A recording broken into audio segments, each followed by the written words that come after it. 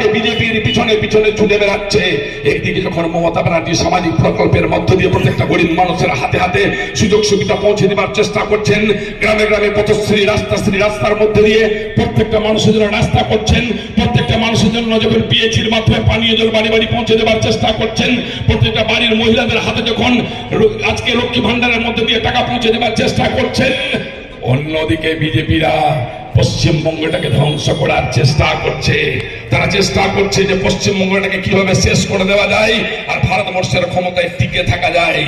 জেনে রাখো বিজেপি বন্ধ, নরখাদকের দল, মানুষ হত্যাকারীর দল। নরখাদক যখন মানুষের রক্তের জন্য খা খা করে, বিজেপির এই বড় নরখাদক আর কিছু দালাল বসেছে পশ্চিমবঙ্গের বুকে, যারা টিভিতে মুখ দেখায় বিরোধী দল হিসাবে। এরা সেই নরখাদক।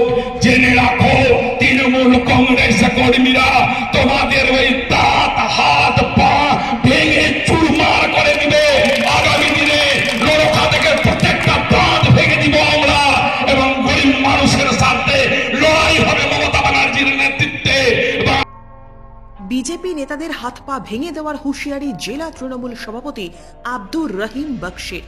হরিশ্চন্দ্রপুরের ভালুকা বাজারে কেন্দ্রীয় সরকারের বিরুদ্ধে বঞ্চনার অভিযোগে প্রতিবাদ সভা থেকে মালদা উত্তরের বিজেপি সাংসদ এবং বিজেপি নেতাদের বেনজির আক্রমণ মালতীপুরের তৃণমূল বিধায়ক তথা জেলা তৃণমূলের সভাপতি আব্দুর রহিম বক্সির।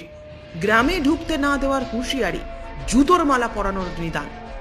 এদিন বক্তব্য রাখার সময় আব্দুর রহিম বক্সি বলেন, একদিকে মমতা ব্যানার্জি যখন উন্নয়নমূলক কাজ করছে, তখন অন্যদিকে বিজেপিরা পশ্চিমবঙ্গটাকে ধ্বংস করার চেষ্টা করছে। বলেছি যে নরখাদকরা রক্তবর্ষে গরিব মানুষের 100 দিনের টাকা মেরে খেয়ে মানুষের রক্ত শোষণ করছে। সেই নরখাদকদের দাঁত, মুখ, হাত, পা, নখ ভেঙে দিতে হবে, কারণ এরা গরিব মানুষের রক্ত শোষণ করছে।